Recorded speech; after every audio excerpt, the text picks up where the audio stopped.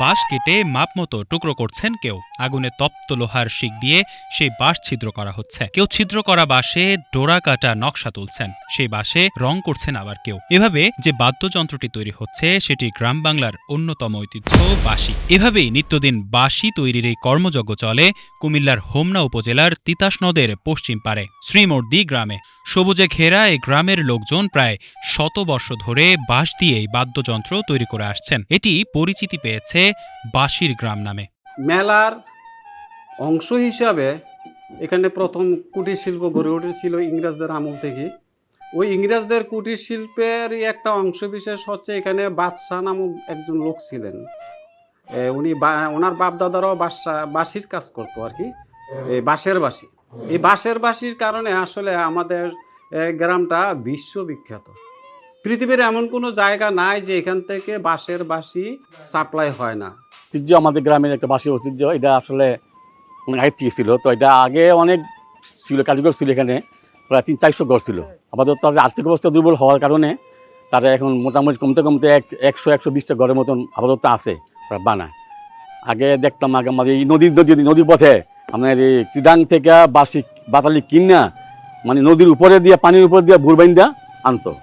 কারিগর ছিল অনেক। এখন এই কারিগরগুলি নাই থাকাতে ওরা গাড়ির মাধ্যমে অল্প মাল বাঁশি বাতালি আইন না ওরা এগুলি বানায়। যে বৈশাখী মেলা হইতো বিভিন্ন জায়গাতে, তারা এই বড় বড় বাঁশির এই যে কাঠন বাইদা নিয়ে যেত গাড়িটা, এখন অল্প নিয়ে যায়, যেহেতু ওরা বেশি বানায় না, কারণ আর্থিক অবস্থা দুর্বলের কারণে আপনার বাঁশি তৈরি কম হচ্ছে।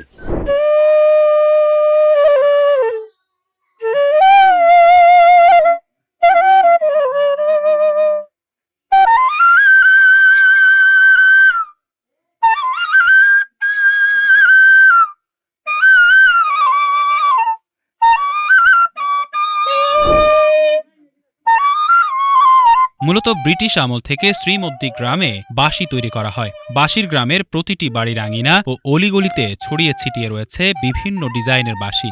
নারী, পুরুষ, শিশুসহ সব বয়সের মানুষই বাঁশি শিল্পের বিভিন্ন ডিজাইন তৈরি করছে। গৃহকর্তা গৃহকর্ত্রীর পাশাপাশি তাদের সন্তানেরাও পিছিয়ে নেই। প্রত্যেকে নিজ কাজের ফাঁকে ফাঁকে সময় অনুযায়ী বাঁশি তৈরি করছেন। এভাবে কাটছে শ্রীমদ্দি গ্রামের অধিকাংশ পরিবারের জীবনধারা। এখান থেকেই বিভিন্ন ডিজাইনের বাঁশি চলে যায় ঢাকা সহ দেশের বিভিন্ন বড় বড় মার্কেটগুলোতে। বাঁশির গ্রামের বাঁশির মোহন সুর এভাবেই জেলা ছড়িয়ে পৌঁছে যায় দেশের নানা প্রান্তে।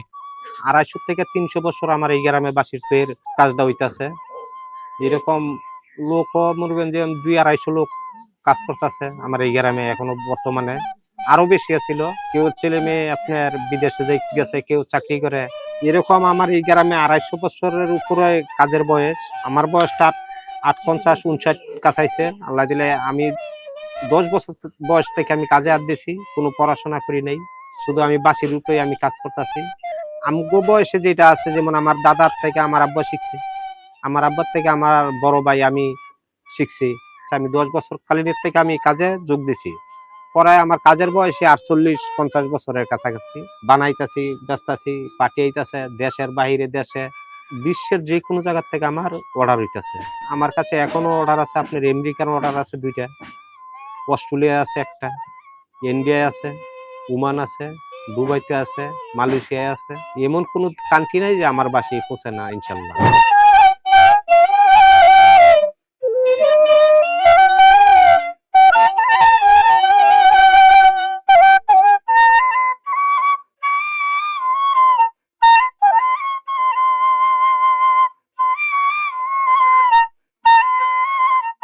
সাধারণত ফাল্গুন মাস থেকে বৈশাখ মাস পর্যন্ত অধিক বাঁশি তৈরি ও বিক্রি হলেও শ্রীমদ্দি গ্রামের শিল্পীরা সারা বছরই বাঁশি তৈরি করে।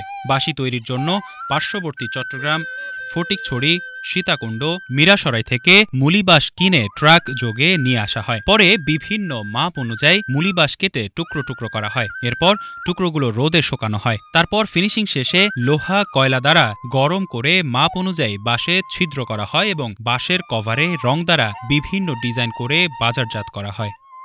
এই কাঁচা বাসগুলো চট্টগ্রাম থেকে আনা হয় আর কি।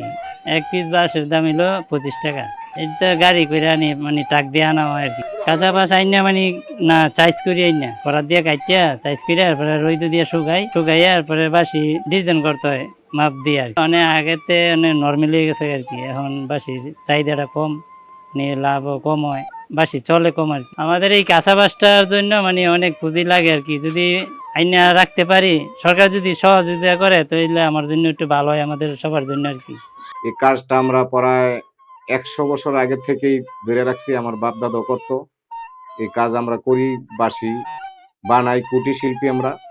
এই বাঁশটা আমরা চট্টগ্রাম থেকে আনতে হয়, পুষ মাস আমাকে আনতে হয়, টাকাটা দিতে হয়, ফাল্গুন মাসে পাইতে হয়, এরপরে আর বাঁশ পাওয়া যায় না।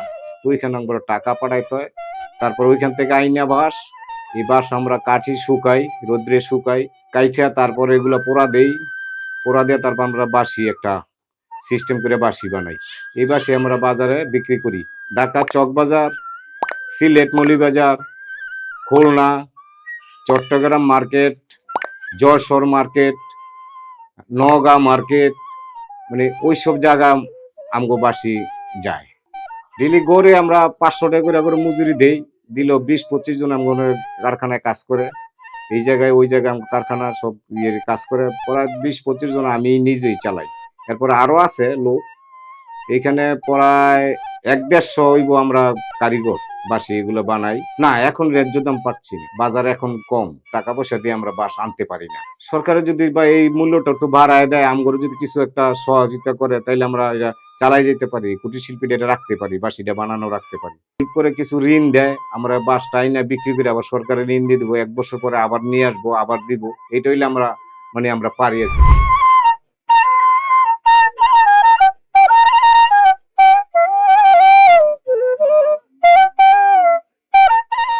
বাঁশির গ্রামের মানুষ যে শুধু জীবিকার জন্য এই কাজ করেন তা নয়, মনের টানেও এই কাজ করছেন বছরের পর বছর, যুগের পর যুগ। বাঁশি তৈরির এই কাজ সৃষ্টি করেছে স্থানীয় বাঁশির ব্যবসায়ীদেরও। একসময় খুচরা 1 আনায় একটি বাঁশি বিক্রি করতেন পাইকাররা। পাইকারি মূল্য বৃদ্ধি হয়ে এখন 3.5 টাকা থেকে 50 টাকা পর্যন্ত বিক্রি হয়। প্রতিটি বাঁশি খুচরা 10 থেকে 150 টাকা পর্যন্ত। সাধারণত লম্বা, মোটা, নিখুঁত কাজের উপর বাঁশির দাম নির্ভর করে। আগে ইনকামটা ভালোই ছিল, কিন্তু এখন আগের থেকে ইনকাম বেশি হলে কি খরচ বেশি।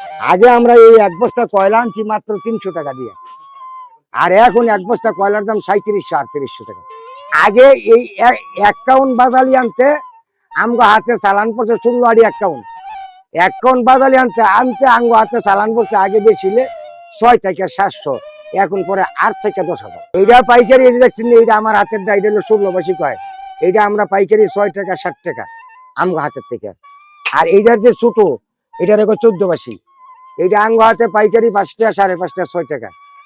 এর মধ্যে ধরেন এই যে একটা আরবাসি আছে, আরবাসি, এটার আরবাসি দেখি, এইটা আমরা গাইতে দিলে আমি তো 10 টাকা 8 টাকা 7 টাকা নেই আর কি, এমন যেরকম চলে।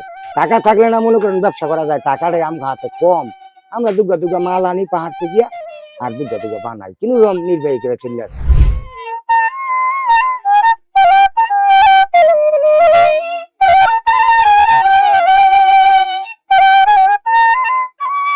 বর্তমানে বাঁশি গ্রামে বংশ পরম্পরা ধরে রেখে পূর্বপুরুষদের বাঁশি তৈরির সৃষ্টিশীল কাজটি চালিয়ে যাচ্ছে 70টিরও বেশি পরিবার। তাদের তৈরি বাঁশি যাচ্ছে দেশের বাইরেও। গ্রামের বয়স্ক থেকে শুরু করে শিক্ষার্থী সবারই অবসর কাটে বাঁশি তৈরি করে। কেউ ছোট ছোট করে মুলি বাঁশ কাটেন, কেউ তা শিক দিয়ে ছিদ্র করেন, কেউ আবার আগুনের ছ্যাঁকা দিয়ে বাঁশির গায়ে নকশা করেন।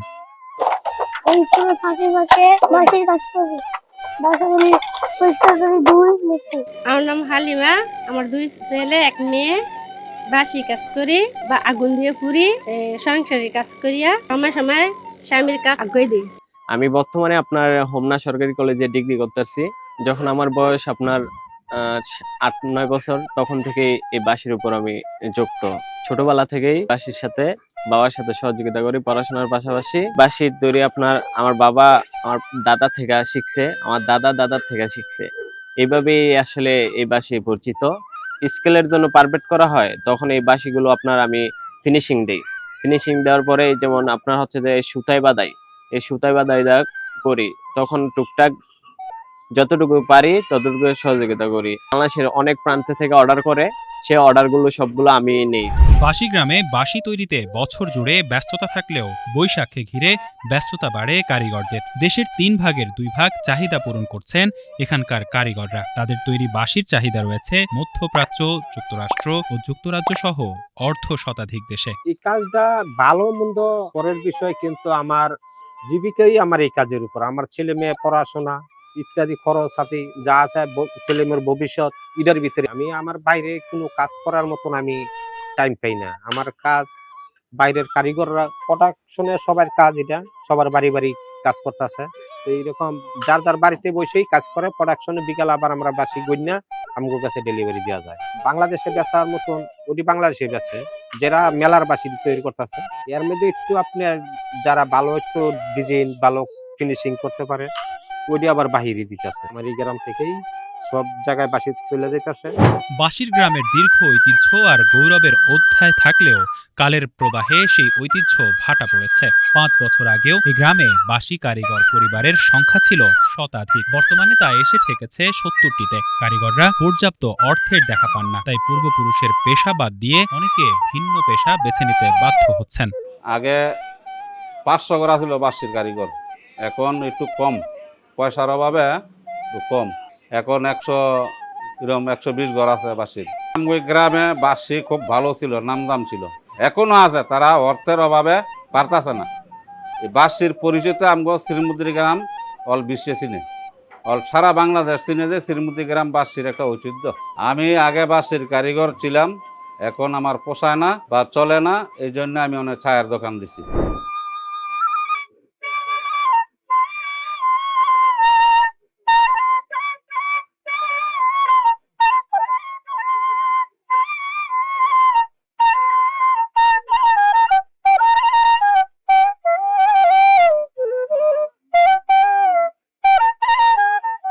কারিগররা জানান, বাঁশি তৈরির কাঁচামালের দাম চড়া এবং মৌসুমের সময় টাকা দিয়েও উপযোগী বাঁশ পাওয়া যায় না। আগে 40 থেকে 50 হাজার টাকা পুঁজি খাটালেই অনেক লাভ হতো।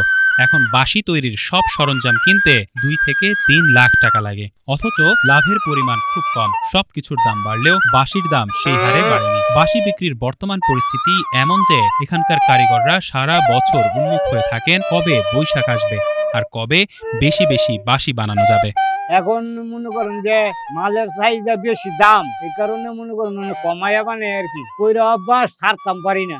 20-30 বছর ধরে এত বেশি বছর হইব, 40 বছর হইব আমি এই বাঁশি বানাইতেছি। অনেক আবার এই বেড়া বাঁশি বানাইতি কারিগর, এই বেদ বানাই এই বেদ বানাই, এটা বেলুন বাঁশি, বেলুন দিলে বাঁচবো কত 20 টাকা বেচুন যায়, যে কোনো মেলার মধ্যে দিয়ে বেচে। মেঘনা নদীতে আপনার বাঁশের কেল্লা, বিরাট বড় বাঁশের কেল্লা, মানে বাঁশের যেটাকে আমরা বলি কি এটা ভেলার মতো করে চিটাং থেকে নিয়ে আসতো। জলপথগুলা প্রতিবন্ধকতা সৃষ্টি হওয়ার কারণে চট্টগ্রাম থেকে নদীপথে আসা এখন সম্ভব হচ্ছে না। কারণ হচ্ছে নদীগুলির মধ্যে ঘের দিয়ে বন্ধ করে রাখা হয়েছে, বাঁশের কেল্লা এখন আসতেছে না। তৈরির যে প্রসেসটা এখন একটু আপডেট হয়েছে, কিন্তু তৈরির প্রসেস আপডেট হলেও এখন কিন্তু কর্মচারী বা ওই ধরনের কর্মী পাওয়া যাচ্ছে না, কারণ তাদের আয়ের উপর ভিত্তি করে কর্মী আসতেছে না। আগে ছিল যে কয়লা পাওয়া যেত, জ্বালানি অন্য গ্যাস ব্যবহার করা হইতো না, নদীর থেকে কয়লা উত্তোলন করে স্বাভাবিকভাবে তার জ্বালানির খরচটা বেশি পড়তো না। কাঁচামালের অভাবে আস্তে আস্তে এটা দিনে দিনে বিলুপ্তির পথে যাচ্ছে। তাদের যদি একটা পরিমাণ মতো মূলধন সরকারের পক্ষ থেকে যদি দেওয়া হয় এবং বাঁশি উৎপাদনের জন্য যে উপাদানগুলি আছে, উপাদানের পরিবহন খরচটা যদি কমিয়ে দেওয়া হয়, অথবা অত্যাধুনিক যন্ত্রপাতি, যেমন চীনের মধ্যে বিভিন্ন ধরনের যন্ত্রপাতি আছে। এখন গ্যাসের বিকল্প জ্বালানি যে কয়লার যোগান যদি দিতে পারে, আসলে উপাদানগুলো দিতে পারলে আমাদের এখানে শ্রমিক আছে, অ্যাভেলেবেল শ্রমিক আছে। এখানে প্রত্যেক ফ্যামিলিতে যে শ্রমিকগুলি আছে, একটা ফ্যামিলি 150 ঘর হলে প্রতি ঘরে 10 জন 15 জন, তারা কিন্তু প্রত্যেকেই বাঁশি উৎপাদনে সক্ষম। বাস্তবতা যাই থাকুক না কেন, এখনও বাঁশি গ্রামের বাঁশির খ্যাতি দেশজোড়া। এখনো এখানকার বাঁশির কারিগররা গুড়মুড়ি খেয়ে বাঁশি বানিয়ে চলেন দিনরাত। ডিজিটাল যুগে বাঁশির বাজার কিছুটা সংকুচিত হলেও এখনো বন্ধ হয়ে যায়নি এখানকার বাঁশির কদর। এখানকার তৈরি বাঁশির সুর এখনো মোহিত করে কোটি মানুষের হৃদয়। সেই সুর বেঁচে থাক অনন্তকাল।